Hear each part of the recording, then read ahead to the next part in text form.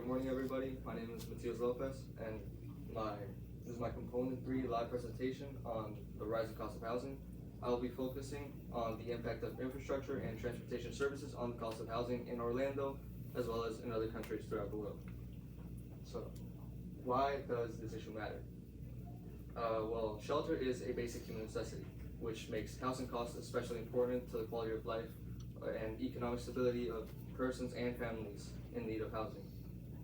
Housing also contributes significantly to determining your health, economic stability, and well-being, both physically as well as mentally.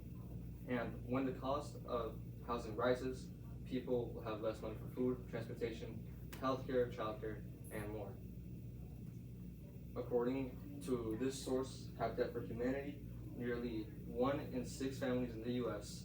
pay half of or more of their income on housing. Habitat for Humanity is a global nonprofit organization working in local communities across all 50 states in the U.S. and in approximately 70 countries.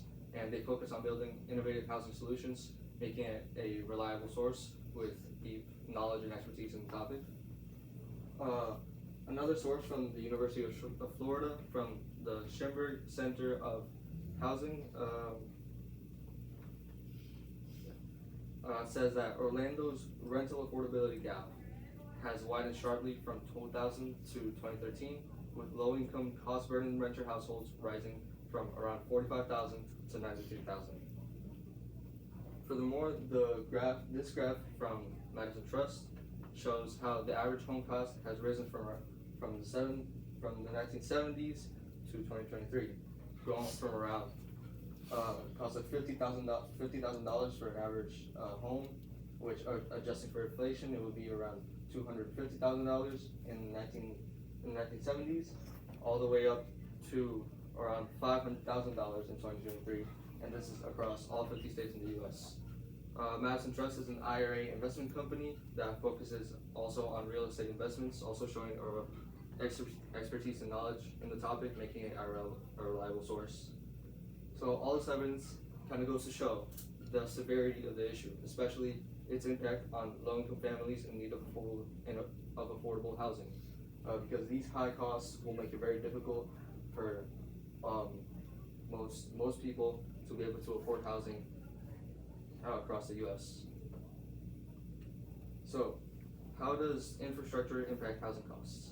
According to this source from ScienceDirect.com, road widening and subdivision serving infrastructure can reinforce urban sprawl, which is the unrestricted growth of housing, commercial development, and roads over large expanses of land.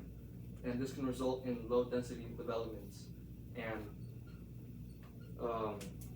that can lead to inefficient land use, while parking requirements add roughly $20,000 to $40,000 per space to project costs, which gets passed on to renters and buyers. So these issues kind of make the impact not only go to housing costs, but it also falls on the renters and their buyers. This source from ScienceDirect.com comes from the National Technical University of Athens, focusing on transportation infrastructure and how it both shapes and supports urban developments, as well as the interaction between land use and transportation infrastructure on housing costs. And this goes to show how this is not only a problem in the U.S., but this is also a problem globally, especially in Europe. Additionally, the previous source from the University of Florida says that Orlando's jobs and housing imbalance, long commutes, and high parking and infrastructure costs make housing less affordable overall. And the combined housing and transportation costs in the region range from 53% to 61% of household income. And this again goes to show how development of infrastructure has affected the housing market both locally as well as globally. Not only the cost of housing themselves, but also it affects the income of families who are in need of housing. So my solutions would be to first use existing infrastructure, which will lead to reduced public spending, lower development costs, faster construction, better access to amenities, environmental benefits, and higher feasibility. And another solution will also be to use infrastructure and housing policies together to build more housing near jobs, transit, and services, reduce parking and land use barriers, and use zoning and infrastructure policy in coordination. Basically, this will make it so that if both urban planners coordinate with the housing market, they can make it so housing can be more affordable to people in need. So there have already been some effects shown in Orlando. Some of these solutions have already been adopted and partially implemented, but hasn't yet been enough to materially fix housing costs across Orlando. However, these actions are incremental rather than transformative. They will work slowly at a gradual pace rather than be a one-off solution. So Metro Plan Orlando has been, its planning work explicitly carries forward housing and transportation coordination, including support for transit-oriented development, missing middle housing, and regional coordination on housing policy. Metro Plan Orlando is a metropolitan planning organization for Osceola, Orange, and Seminole counties. So it is planning in coordination with the housing market, implementing these solutions in order to lower housing costs and make more affordable housing for everybody. Another project called Cat's-like Crossings which is a large workforce and affordable housing project near International Drive and a planned Sun-Rail connection. And it is described as an example of transit-oriented developments.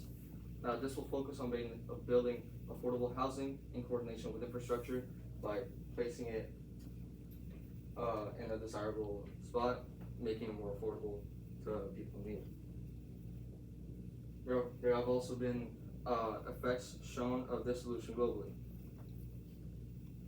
For example, in Belgium, a soap factory was turned into an affordable housing unit using existing infrastructure, which reduced the need for land developments. It created up to 42 housing units, and it meets very low energy standards at 0.5 kilowatt hour per square meter compared to the US at 80 kilowatt hour. This solution is very effective as well. It uses the already existing infrastructure, meaning less need for land more land use, and also less need for materials. The previous Science Direct study in Athens, Greece also suggests that better connected locations become more desirable, which pushes up housing costs nearby.